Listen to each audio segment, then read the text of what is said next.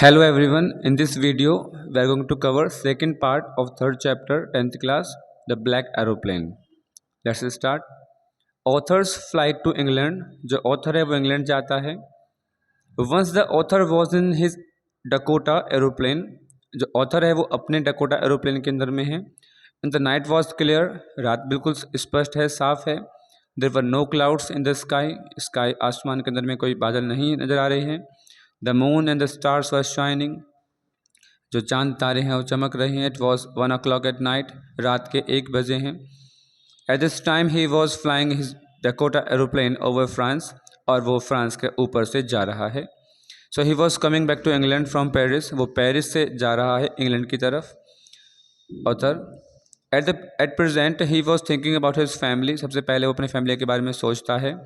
So he was much eager to see his family. उसको उत्सुकता है कि वो अपनी फैमिली से जल्द ही मिल जाएगा. But the problem of black clouds occurred before him. The author was enjoying his flying without any problem. उसे कोई प्रॉब्लम नहीं हो रही थी. He switched on the radio. उसने रेडियो ऑन करके देखा.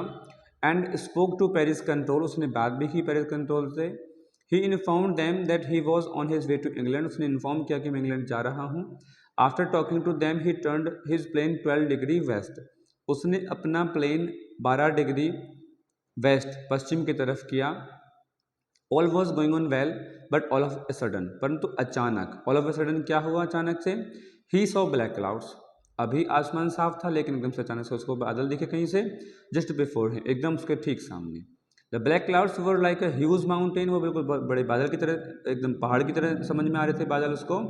Paris was about 150 kilometres behind him. जो पेरिस था वो 150 किलोमीटर पीछे छूट गया था. He knew that he could not fly up and over the clouds. उसको वो जानता था कि वो बादल के ऊपर नहीं उठ सकता.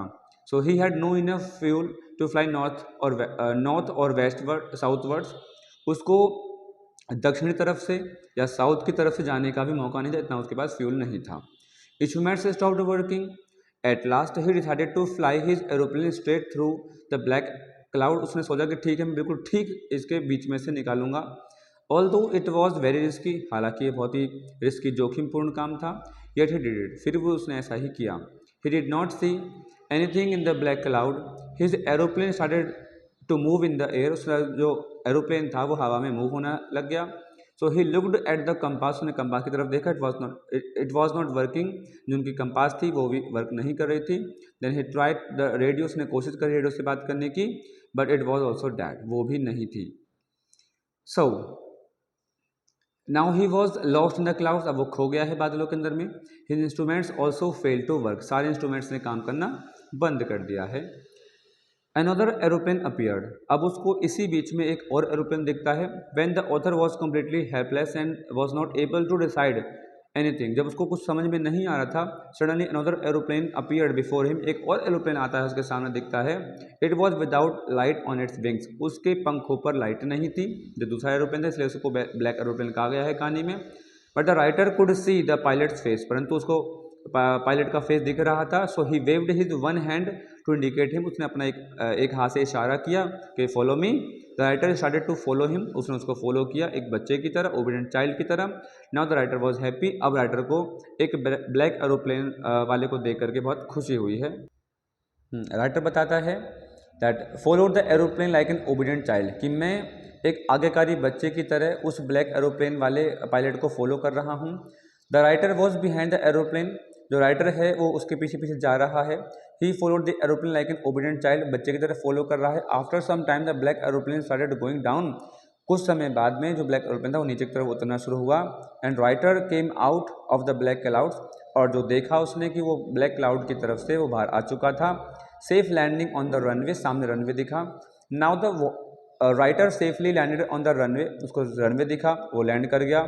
So he search the pilot of that black aeroplane. वो सोचता है टू थैंक हिम, कि मैं उसको धन्यवाद दे दूं भाई को.